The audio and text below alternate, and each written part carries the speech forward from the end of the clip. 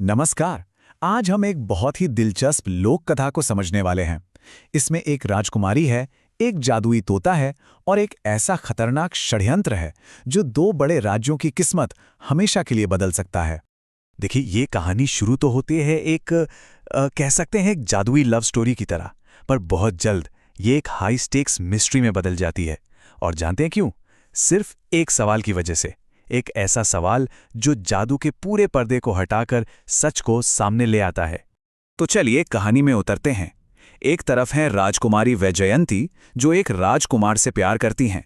मजेदार बात यह है कि राजकुमार उनसे मिलने एक तोते के रूप में आता है, लेकिन उनके भाई युवराज को यह सब कुछ ठीक नहीं लग रहा। उन्हें इस पूरे जादुई रिश्ते पर गहरा शक है और वो अपनी बहन के सामने दो बहुत ही लॉजिकल सवाल रखते हैं।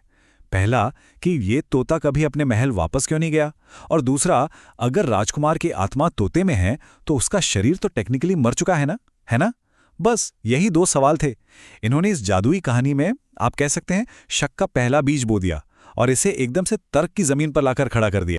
अब जाहिर है, अपने भाई की बातों से राजकुमारी के मन में भी खलबली मच जाती है, तो वो फैसला करती हैं कि सच का पता वो खुद लगाएंगी।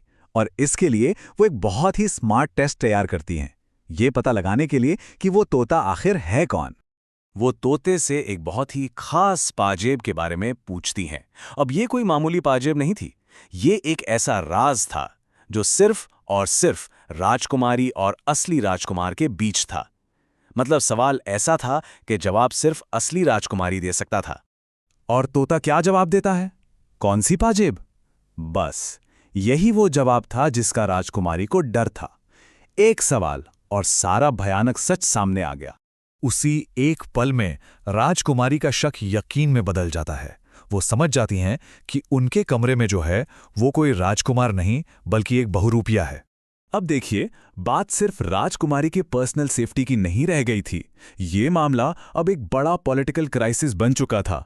तो सच की तह तक जाने के लिए युवराज फौरन सहयोगी राज्य अद्वैतगढ़ के लिए निकल पड़ते हैं। और वहां पहुंचकर जो पता चलता है वो तो और भी चौंकाने वाला है। असली राजकुमार स्पर्शराज 3 दिन से गायब है। जो दूत मदद के लिए भेजा गया था वो भी लापता है। अद्वैतगढ़ का राज्य बिना राजा के असुरक्षित है।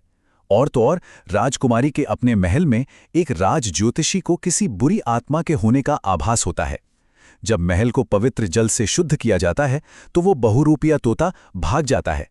मतलब साफ है, ये एक बहुत बड़ी सोची समझी साजिश है जिससे दोनों राज्यों की स्टेबिलिटी खतरे में पड़ गई है। तो अब कहानी पूरी तरह से एक डिटेक्टिव स्टोरी का रूप ले लेती है। भाई बहन मिलकर सुरागों को जोड़ने लगते हैं। वो उस जंगल में तलाशी शुरू करते हैं जहां राजकुमार को आखिरी बार देखा गया था। और जंगल में पहले उन्हें झाड़ी में फंसा राजकुमार का बाजूबंद मिलता है और फिर उनका बेजान शरीर। ये एक भयानक खोज थी जिसने उनके सबसे बुरे डर को सच साबित कर दिया।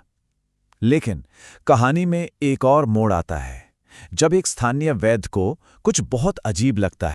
वैद्य बताते हैं कि राजकुमार का शरीर आत्मा रहित है, लेकिन न तो वो ठंडा हुआ है न ही अकड़ा है जैसा कि एक सामान्य शव के साथ होता है। इसे किसी काले जादू से संरक्षित किया गया है। ये बात एकदम साफ कर देती है कि ये कोई मामूली जादू टोना नहीं बल्कि एक बहुत ही सोफिस्टिकेटेड जाल है। एक ऐसा जाल जिसे राजकुमार को जानबूझकर, कह सकते हैं, जिंदगी और मौत के बीच फंसाए रखने के लिए बनाया गया। और फिर पूरी साजिश का पर्दाफाश होता है। दुश्मन कोई और नहीं बल्कि विचित्रगढ़ का राजकुमार है। वो राजकुमारी को किडनैप करके कोई पुरानी दुश्मनी का बदला लेना चाहता था। और असली राजकुमार स्पर्शराज को, उन्हें इस पूरी प्लानिंग के बारे में पता चल गया था, इसीलिए उन्हें रास्ते से हटा दिया गया। तो अब सारी उम्मीदें सिर्फ एक ही इंसान पर टिकी हैं, दुश्मन का तांत्रिक जिसने ये सारा काला जादू किया है। और उसे पकड़ने के लिए युवराज अब एक बहुत ही डेंजरस मिशन पर निकलते हैं। युवराज का प्लान देखिए, वो जानबूझकर खुद को पकड़वा लेते हैं और फिर बड़ी चालाकी से उस तांत्रिक से जादू के सारे नियम उगलवा लेते हैं। पता चलता है कि एक पोशन है जो इंसान को तोता बनाता है। वही पोशन अगर मुंह पर लगाया जाए तो जादू उलट जाता है। असली पहचान देखने के लिए एक आईने की जरूरत है और सबसे जरूरी, उस आत्मा रहित शरीर को जिंदा करने के लिए एक खास भस्म चाहिए। बस यही वो जानकारी थी जो उनके दोस्त को बचाने के लिए चाहिए थी। तो अब युवराज के पास राज भी है और वो जादुई भस्म भी। वो तांत्रिक को बंदी बनाकर फौरन वैद्य की कुटिया की तरफ दौड़ पड़ते हैं और यहीं से कहानी के डबल क्लाइमैक्स के लिए स्टेज सेट हो जाता है, एक साथ दो अलग अलग जगहों पर। तो अब हम कहानी के क्लाइमैक्स पर पहुंच चुके हैं और जैसा मैंने कहा, ये एक ही समय पर दो मोर्चों पर हो रहा है। सच और झूठ की, कह सकते हैं, आखिरी लड़ाई। एक तरफ वैद्य की कुटिया में जैसे ही वो जादुई भस्म राजकुमार के शरीर पर लगाई जाती है, वो जिंदा हो उठते हैं। और ठीक उसी पल दूसरी तरफ युद्ध के मैदान में विचित्रगढ़ के राजकुमार का दिमाग नष्ट हो जाता है और वो युद्ध में मारा जाता है, क्योंकि उसका दिमाग जादुई तौर पर असली राजकुमार से जुड़ा हुआ था। और इसके साथ ही दुश्मन की सेना भी हार जाती है। तो इस तरह सच की वापसी होती है, दोनों राज्यों का गठबंधन बच जाता है और पूरी साजिश नाकाम हो जाती है।